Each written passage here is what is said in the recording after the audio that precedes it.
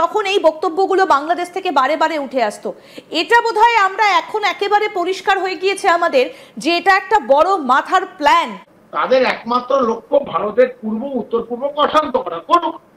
Seven sisters আমাদের target ভাই, আমেরিকার সাথে প্ল্যান রেডি। তাই দখল নয়, শুধু ঘুরতে যাব, চা চপ খেয়ে ছবি তুলে আসবো। পশ্চিমবাংলার মিডিয়ার খবর দেখে ছন্দগুলো মনে পড়ল। এতদিন যারা বাংলাদেশকে নিয়ে প্রোপাগান্ডা ছড়াতো, আজ তারা নিজেরাই তাদের সেভেন সিস্টার্স নিয়ে আতঙ্কে আছে। তারা প্রচার করছে বাংলাদেশ নাকি একটু একটু করে ভারত দখল করছে। তাদের দাবি বাংলাদেশ আমেরিকার সাথে হাত মিলিয়ে সেভেন সিস্টার্স দখলের পরিকল্পনা করছে। শুধু তাই নয়, ভারতীয় পশ্চিমবাংলার মিডিয়া বলছে তারা নাকি বাংলাদেশকে জন্ম দিয়েছে। বাংলাদেশের পোর্ট, বন্দর এবং রাস্তাঘাট সব কিছুই নাকি তাদের তৈরি। সেই বাংলাদেশ আজ ভারতকে টুকরো টুকরো করছে। এ নিয়ে আর কি বলছে তারা, আসুন তা দেখি। অনুরোধ করছি ভিডিওটি শেষ পর্যন্ত দেখার জন্য, কেননা ভিডিওর শেষ অংশে পশ্চিমবাংলার মিডিয়াকে যথাযথ জবাব দিব আমরা। কর্নেল চৌধুরী, আপনিও নিশ্চয়ই শুনেছেন যে তখন এই বক্তব্যগুলো বাংলাদেশ থেকে বারে বারে উঠে আসতো। এটা বোধহয় আমরা এখন একেবারে পরিষ্কার হয়ে গিয়েছে আমাদের যে এটা একটা বড় মাথার প্ল্যান। খামোখা তারা এই ধরনের কথাগুলো বলেননি, সেটা বোধহয় আজকে একদম পরিষ্কার। একদম সঠিক ইন্দিরা। আপনি যদি দেখেন আমাদের যে মণিপুরের মধ্যে যে দীর্ঘদিন যে একটা দুটো জাতির মধ্যে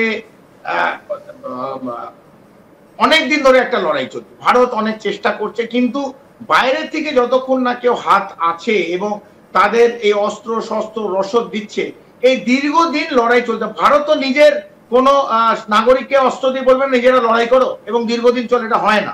তো বাইরে কারোর ইন্টারেস্ট আছে ভারতকে আঘাত পৌঁছবার, এবং এই আঘাত কেউ পৌঁছচ্ছে না। আমরা জানি যে কিভাবে ইভেন্টগুলো ঘটছে আমাদের পার্শ্ববর্তী যে রাষ্ট্র, যারা আমাদের বন্ধু রাষ্ট্র ছিল, যাদের আমরা জন্ম দিয়েছি, যাদের আমরা ইকোনমিক্যালি হেল্প করি, যাদের আমরা সমস্ত ভাবে আমরা হাতে করে পুরো দেশটাকে গড়ে দিয়েছি, আমরা গড়ছি। তাদের পাওয়ার, ইলেকট্রিসিটি, ইনফ্রাস্ট্রাকচার, পোর্ট, রাস্তা পুরোটাই ভারত করেছে। এবং এই 53 বছর পর তারা হঠাৎ আর একটা নতুন বন্ধু দেশ পেল, পাকিস্তান, টেররিস্তান।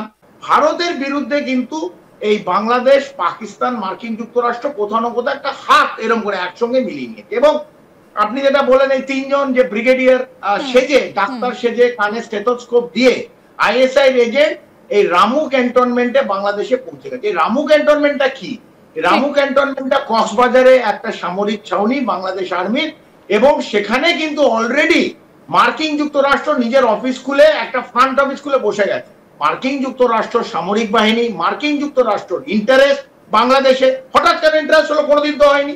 হঠাৎ এই ক্যান্টনমেন্টে কেন মার্কিন যুক্তরাষ্ট্র নিজের অফিস খুলছে? হঠাৎ পাকিস্তান কোনোদিন ছিল না, সিনেই ছিল না বাংলাদেশে, তারা তাদের আইএসআই বারবার আসছে, তাদের অফিসার এসে কি প্ল্যান করছে, বড় বড় জাহাজ ঢুকছে মার্কিন যুক্তরাষ্ট্র জাহাজ। চট্টগ্রামে তো আমরা এতদিন দেখিনি, এই 40-50 বছরে কটা জাহাজ এসছে। এবং হঠাৎ এত মন উতলে উঠলো রাখাইন প্রভিন্সের জন্য এবং রোহিঙ্গাদের জন্য, বড় বড় জাহাজে বলছে হিউম্যানিটেরিয়ান এড। ওই এডের পেছনে, এই চালের এবং গমের বস্তার পেছনে কি আসছে, সেই প্রত্যেকটা জিনিস আমরা জানি, আমাদের গোয়েন্দা সংস্থা জানে, এবং তাদের একমাত্র লক্ষ্য ভারতের পূর্ব উত্তর পূর্বকে অশান্ত করা। করুক। 1971 সালে ভারত নিজের স্বার্থে আমাদের পাশে দাঁড়িয়েছিল, আর সেই সুযোগে ঢুকিয়ে দিয়েছে চিরস্থায়ী দেনা। বিদ্যুৎ দেওয়ার নামে কয়েক গুণ দাম আদায়, রাস্তা বানানোর নামে নিজেদের পণ্য ঢোকার রাস্তা তৈরি, বন্দর উন্নয়নের নামে নিজেদের জাহাজের পথ পরিষ্কার। সাজানো নয়, ভারত আমাদের সাজিয়ে খেয়েছে, লুটে নিয়েছে, আর উপকারের গল্প সাজিয়ে মানুষকে ঠকিয়েছে।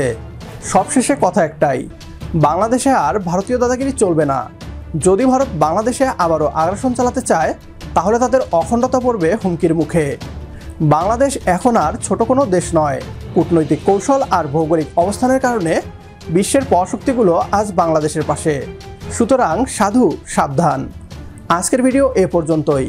ভিডিও ভালো লাগলে একটি লাইক দিন আর কমেন্ট করে জানিয়ে দিন আপনার গুরুত্বপূর্ণ মতামত। তো দেখা হচ্ছে পরের ভিডিওতে। সে পর্যন্ত সবাই ভালো থাকবেন, সুস্থ থাকবেন, আর বিডিটিউব ইনফোটেইনমেন্টের সাথেই থাকবেন। আল্লাহ হাফেজ।